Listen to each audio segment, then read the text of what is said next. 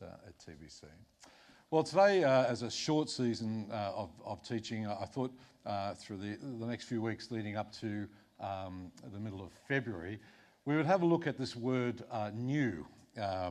Because it's a new year and there is something obviously new about the turn of a new year. At least there's not just in our calendars, but in our lives, there's a sense of resetting. I don't know if you used any of the time to have a bit of a reset of putting stuff back to where it should be and getting rid of other stuff and resetting your life and getting on top of things that way. Maybe you've been doing that spiritually or physically or both. And all of that stuff is important to us. But there is something obviously new about the new year, but there's something new really about the new morning, the new day. We all have an order or a routine to life, at least I think you might have. I was saying to somebody before the service that, not having Sunday services for a couple of weeks is kind of a throw-off to the rhythm of life somehow, and it's a really great thing to be back in that rhythm. But important to take a break from it too, to refresh and renew so that we come back with a sense of energy and desire to be here. And I hope that that's why you're here today, not because you think, oh goodness, another Sunday, I better show up for church or somebody will be ringing me or not ringing me, but because I really desire to worship God. And when you take communion, I hope that that's a renewal thing in your life. And this year, without tipping off our church theme too much, is all about spiritual renewal, of offering spiritual solutions to spiritual problems, of renewing our spirit. I don't know if you're a morning person or an evening person. I saw this little graphic that might be true of some of us. It says that, well, I'm not an early bird or a night owl, but I am some form of permanently exhausted pigeon.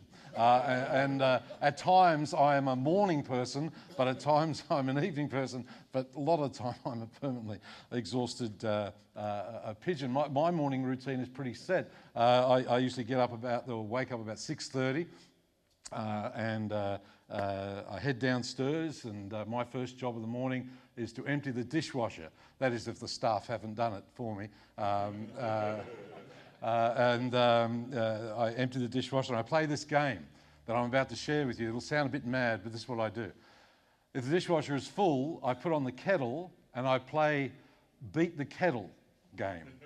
So by the time the kettle is boiled, I want to have emptied the dishwasher. There's only me and downstairs in my place, in my palatial mansion, and I play that, and I usually win, and I have a little sense of victory for the day, and then I take up coffee or tea, and watch a bit of news, and have a bit of breakfast, and read a bit of Oswald Sanders, who is my go-to guy for morning devotions, and then I get to work. In later years, last 10, 15 years, become more of a morning person.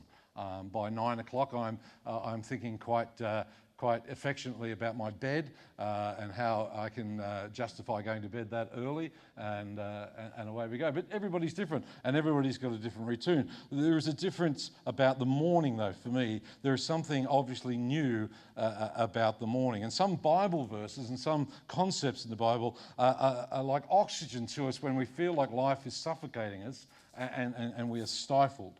So we're going to look at a few times this year at this word new. And the first one we're going to look at is the new in this wonderful verse from Lamentations. And I'll talk more about Lamentations in a moment. But here's the verse, and many of you know this verse. It says, because of the Lord's great love or mercy, we are not consumed, for his compassions never fail. They are new every morning. Great is your faithfulness. That's a great verse. It's a great verse to know. Now, in the New Testament, there is a couple of ways that the word new is expressed, and we need to know what they are. The first one is the word kairos, which means new. The New Testament has a whole different way of doing things to us, that we have maybe one word that describes something. They have several. Like love has about 4 different Greek words that describe that. The first word is kainos, which is new. The second one is neos. Now, kainos, it means new in quality or nature, or essence. It's the kind of word that's used when the scriptures talk about something being transformed or renewed. So spiritual renewal has the word kainos in it. If anyone is in Christ, he or she is a new or a kainos creation. A new kainos I give to you, a new commandment. Or a new commandment I give to you.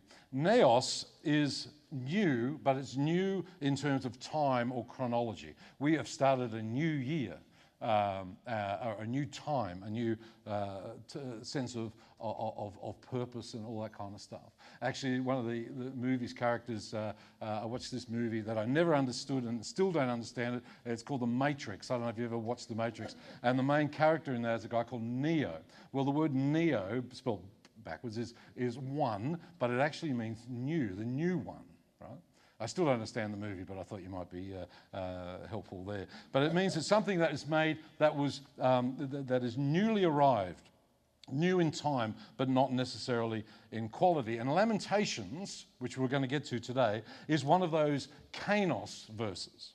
It's new in nature or in essence. Because of the Lord's great love, we are not consumed, for his compassions never fail. They are kainos, they are new every morning. Great is your faithfulness. So let's have a look at the context of Lamentations, because not many of us turn to that because it's a lament. Now, Lamentations is a lament, and a lament, as I'll explain a little bit later on, is something that is not born out of great joy. The prophet Jeremiah, who wrote the Lamentations, who wrote Jeremiah, was a prophet, and he was sitting in the rubble of his hometown, Jerusalem, when he wrote this. What had happened is in 586 BC, Babylon had invaded the country or the property of God's people. They had destroyed their temple, they had burned their city, and they had carried God's people into exile. For the Jewish people, this was not a political defeat, but it was the collapse of their identity and faith.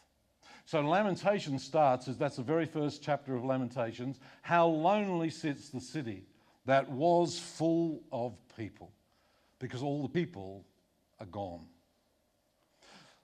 How like a widow she has become.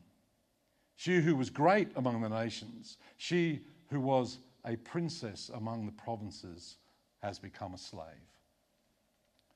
Now, it's not the kind of book, if you want kind of positive reinforcement, but it's a heavy book. It's what's called a lament. Now, a lament is important. It's important in our lives too. A lament is the way that we express sorrow. So when we're in grief, it's good that we lament, that we sing, listen, talk, cry, grieve, not like the rest of those who have no hope, but we grieve nonetheless.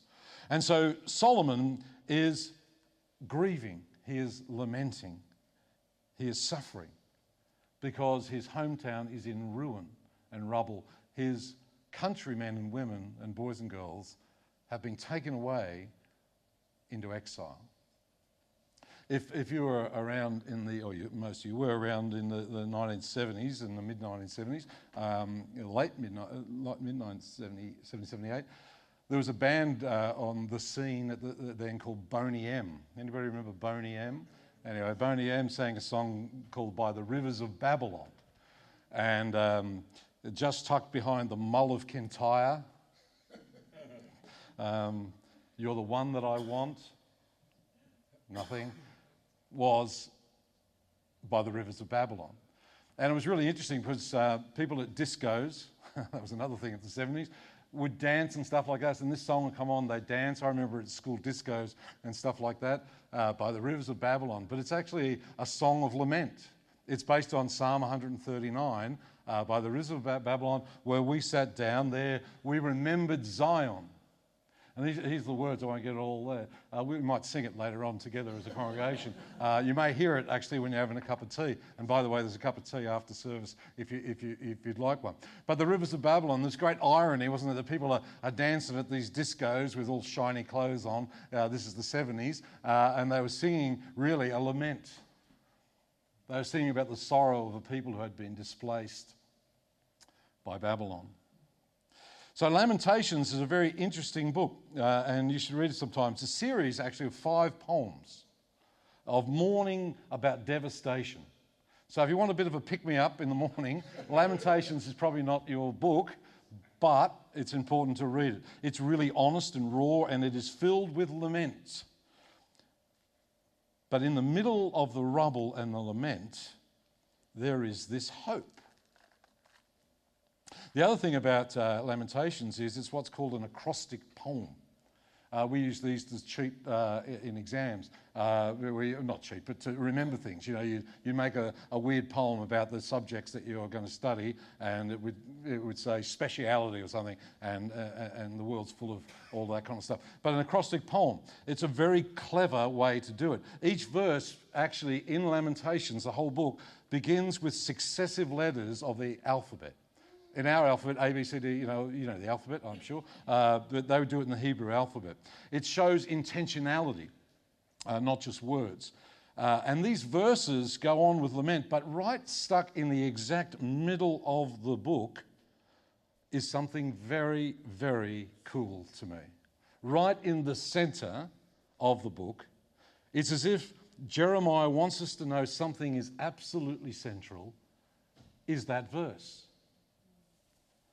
Right in the middle of the pain, in the middle of the rubble, in the middle of the devastation, in the middle of the exile, God's reliability is contrasted with human beings' failure and violence. Because of the Lord's great mercy, we are not consumed. His compassions never fail.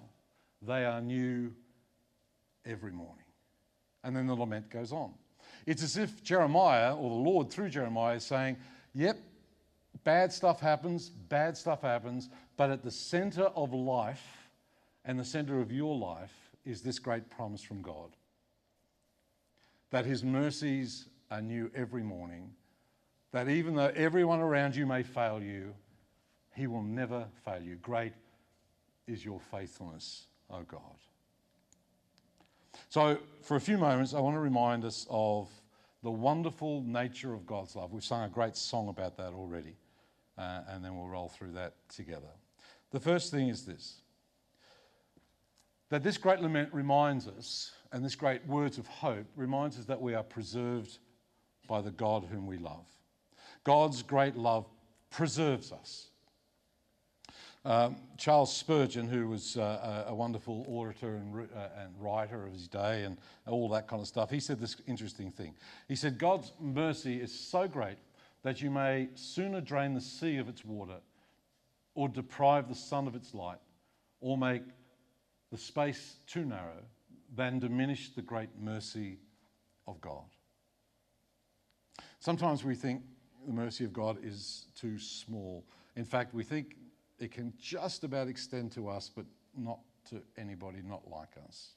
Or the opposite, it can extend to everybody else and not to us. When life feels like it's blowing against you in the rubble and the ruins, we all need to remember that we are not consumed. Consumed means completely destroyed, washed out, finished. And for Jeremiah, the city is burning, the temple is gone, the people are in exile, and everything looks hopeless in human terms. But right of the center of that darkest hour, Jeremiah says, it is because of the Lord's great mercy that we are not consumed. It's one of the strongest statements of God's grace and mercy in the entire Bible. There are many others. One of the ones that I love is a reminder that God is with us, which has just come out of that season of Advent that reminds us all about that. In Isaiah 43:2, it says, when you go through deep waters, I will be with you. When you go through the fires of difficulty, you will not drown. The rivers of difficulty, you will not drown. When you walk through the fires of oppression, you will not be burnt. The flames will not consume you. So the storms may rage, but they may not ever erase the grace of God. Hardships do not define our end, they refine our strength. And even in the chaos and calamity, there is an assurance that we will endure, because not of our strength, but because of God's mercy. What a great thing to know, not just at the beginning of a year, but every morning of the year. every experience of the morning. Circumstances are temporary, but his love is permanent, and we are carried by his grace. So God's love preserves us. Well, what else does God's love do? Well, God's love renews us. I hope that through the very act of coming together for worship, already in your spirit, you feel renewed. Because worship does something in our spirit that nothing else does. And worshipping together does something in our spirit that worshipping alone doesn't do. It renews us. And we're going to talk a lot about that this year, about renewing our strength as we wait upon the Lord. God's great love doesn't just preserve us, but it renews us. One of the great things I like about the disruption of the year is to go and read books that I probably don't either have the time or the focus to be able to do throughout the year. And I reread over the holidays a great book called The Hiding Place. It's a classic book by a beautiful woman called Corrie ten Boom. Now, Corrie ten Boom, if you don't know her story, was a Dutch Christian woman whose families hid Jews during the Nazi occupation of the Netherlands in World War II. Her home became a literal hiding place, which was the nature of the book, for the persecuted. Eventually, Corrie and her family were arrested also, and they were sent to concentration camps. And she felt so crushed and so consumed and uncertain about her future. And she wrote a wonderful book. And one of the things she said in that book was a quote that I love, that there is no pit so deep that God's love is not deeper still. There is no pit so deep that God's love is not deeper still. Later, Corrie ten Boom said that every morning was a reminder that God had not given up on us. What a great habit in the morning. Yes, play Beat the Kettle, but remind yourself that God has not given up on me, on us. Daily renewal, dependence on God, gratitude in the present, following the disciplines of discipleship, prayer, Bible study, gathering, confessing, renewing, forgiving, doing all those one anothering things that are in the New Testament. So tomorrow morning, it might be an idea before it all begins for me, and maybe for you, to whisper to the Lord in our hearts or out loud, Lord, thank you for the new mercies of this day. Not tomorrow, not yesterday, but this day. For this is the day that you have made. Help me, Lord, to rejoice and to be glad in it. God's great love preserves us. It renews us. And the last thing I want to share with you, God's great love anchors us. All the Boys Brigade crowd will love all this because this is their theme verse of the Boys Brigade, which will start in a few weeks' time. That we have this hope as an anchor for the soul that is firm and secure. God's faithfulness is like our anchor, and an anchor holds you steady when everything else around you is moving. Ships do not need anchors when the sea is calm. They need them when the wind rises and the waves pound and the currents pull and the storms threaten to drag them off course. Well, that's exactly like God's faithfulness to us. Circumstances shift and change. Somebody told me yesterday that, they said, do you realise that this March will be 6 years since COVID started? And all the trauma of that. 6 years ago. And we thought the world would never be the same. We thought, well, that's it. What do we do? Well, all that stuff. And circumstances change. Emotions, they rise and they fall. People change. Relationships change. Plans change. Trouble comes. But God's character does not move. His faithfulness is a fixed point in a world of drift. An anchor point.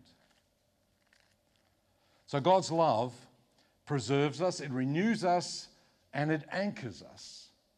Why wouldn't we want to lean into that kind of God? Well, in a few moments' time, we are going to sing a beautiful song called Great is Thy Faithfulness. Some Sundays we hit the mark right on. Other Sundays we go, well, that's a hard theme to get a song for. It was a no-brainer this time, was it? So in a few minutes we're going to sing a hymn called Great Is Thy Faithfulness. But before we sing it, I want to tell you a little bit about the background. I don't know about you, but if I understand why somebody writes a song, it actually has much more meaning to me. Thomas Chisholm was a guy who lived in those years. And he was a guy who had very little education.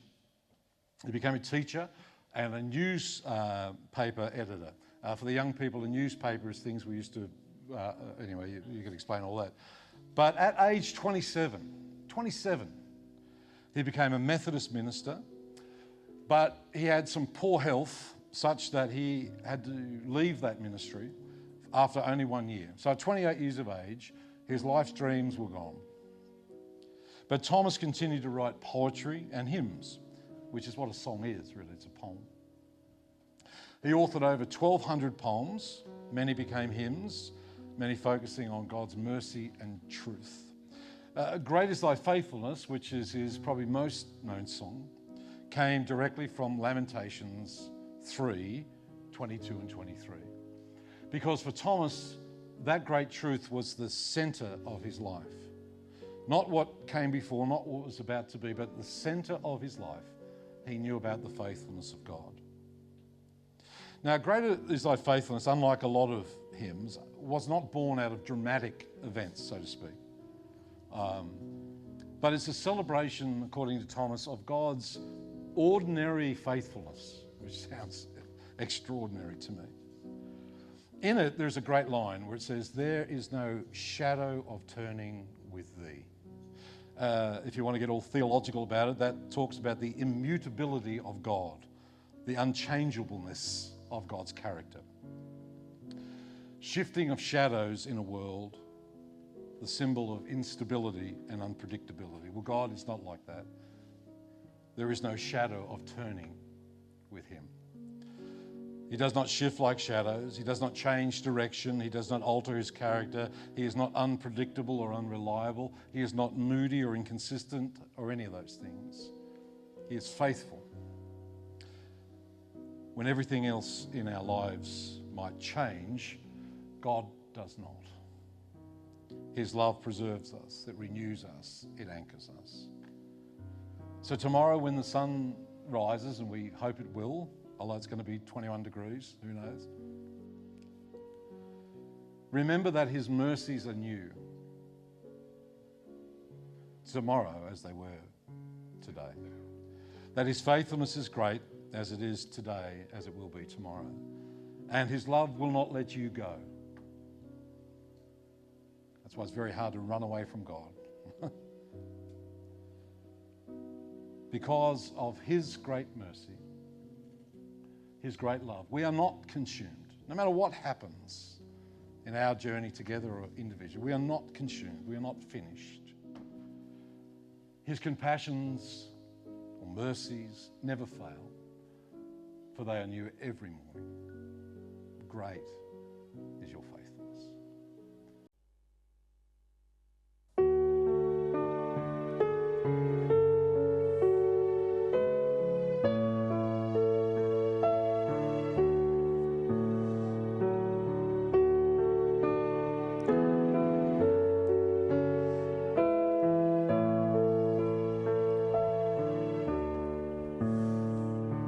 Sister, let me wipe your tears.